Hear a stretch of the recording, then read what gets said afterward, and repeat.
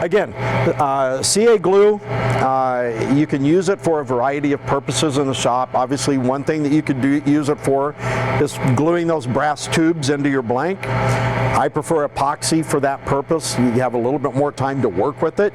Just seems to be a little bit easier to use epoxy for that reason. But CA will work for your tubes as well. If you're working with a really coarse textured wood, take for instance, what's a good one? Zebra wood. Zebra wood has a very coarse, open grain to it. Well, sometimes what you want to do is you want to seal that open grain. You want to get a nice smooth surface on there to work with. Well, you can take some 150 grit paper, sandpaper, put a little bead of super glue across it, and just sand.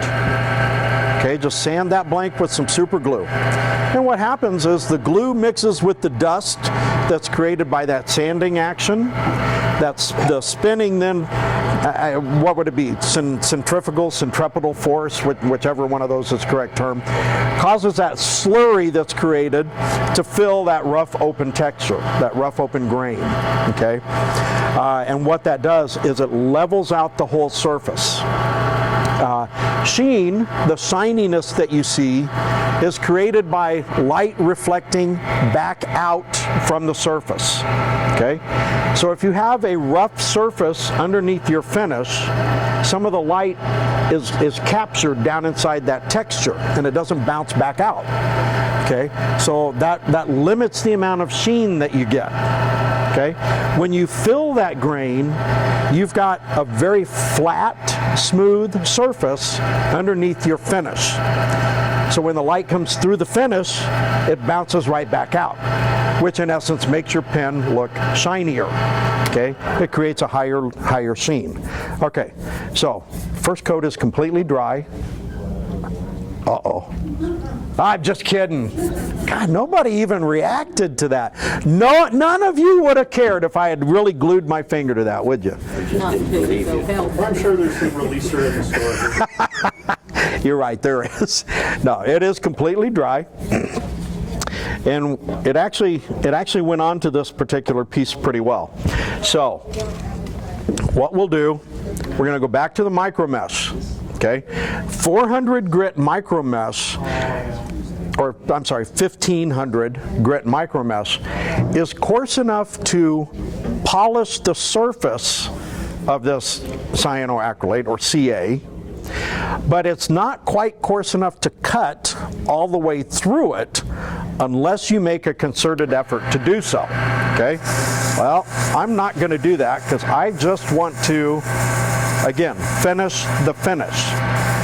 So by doing this, all I'm doing is making sure that there's no little bumps or ridges or anything like that in my finish. I'm not going to go all the way through the micro mesh. I'm only going to go about halfway through and just real quickly make sure you keep that clean. You don't want to capture any dust on here under the next coat of super glue.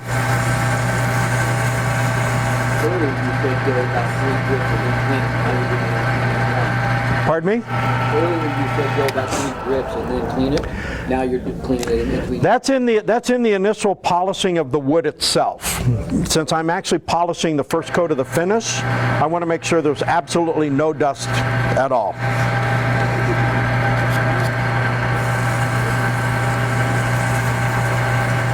Okay, so that's all I'm going to do with that.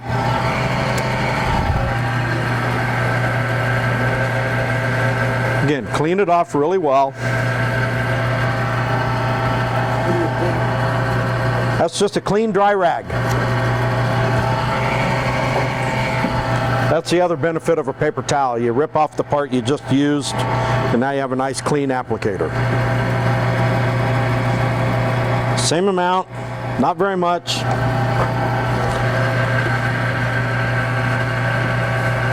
Again, we're doing the same exact thing, just smearing it on there. You just want to get the finish on.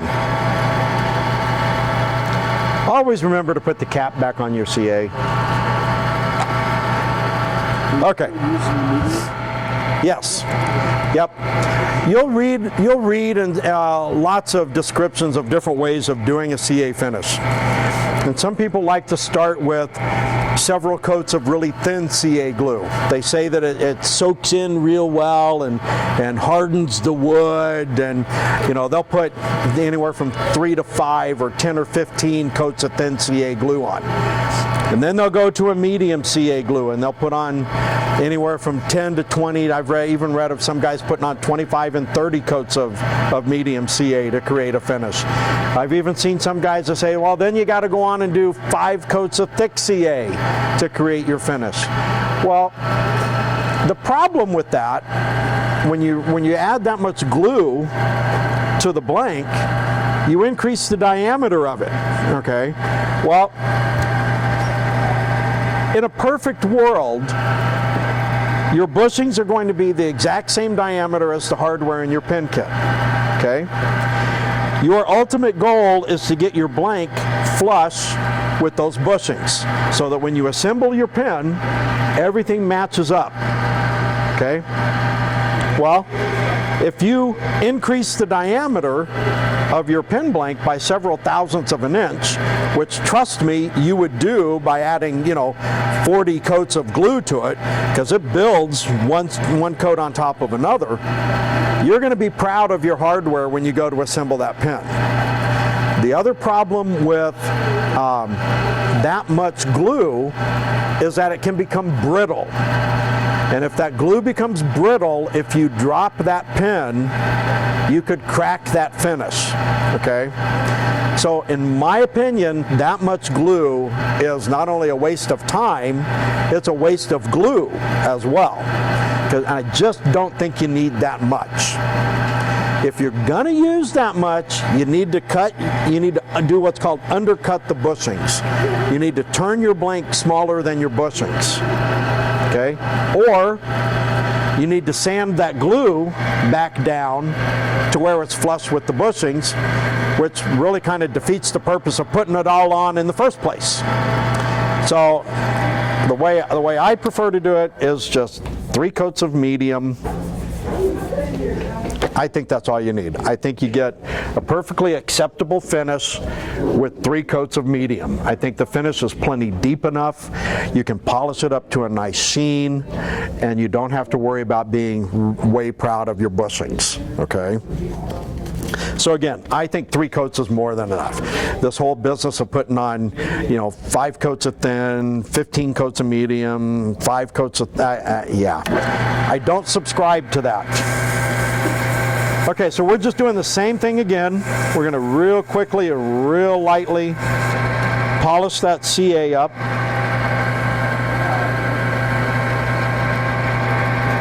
Again, just keeping the blank as clean as possible.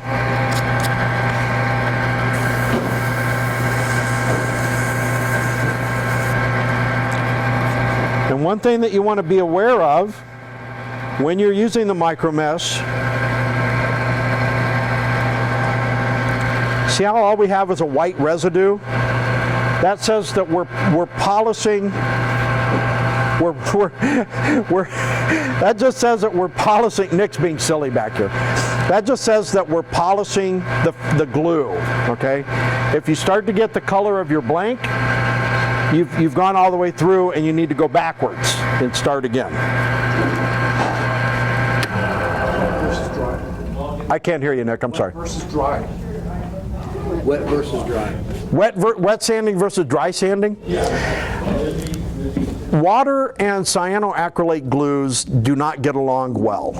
Okay, I don't like to wet sand a CA glue finish. If you leave any moisture between the coats of CA glue, you will end up with a foggy surface. And that's because there's moisture in there. And so if you wet sand with CA glue finishes, you run the risk of having a fogginess appear, a cloudiness in the finish. Some people like to wet sand CA. I don't. I don't like it. I don't do it. If I was doing this in my shop, I would be doing it exactly how you see it here. Nick has another question for us. Nick will just have to wait.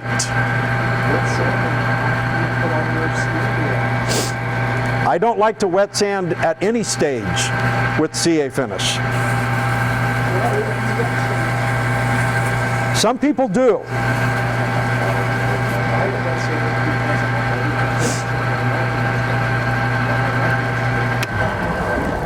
What's the reason? I didn't want my micro mesh to get hot. Well, that's why you keep it moving and not leave it in one spot too long. That's what causes it to get hot. Just on an accident. Okay. Okay, so that's 2 coats.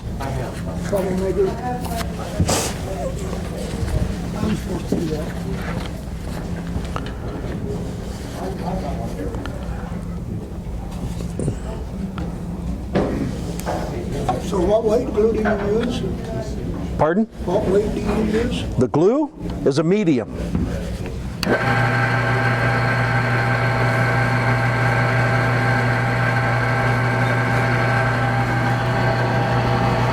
Okay, now, has anybody ever done wet sanding on a pen blank?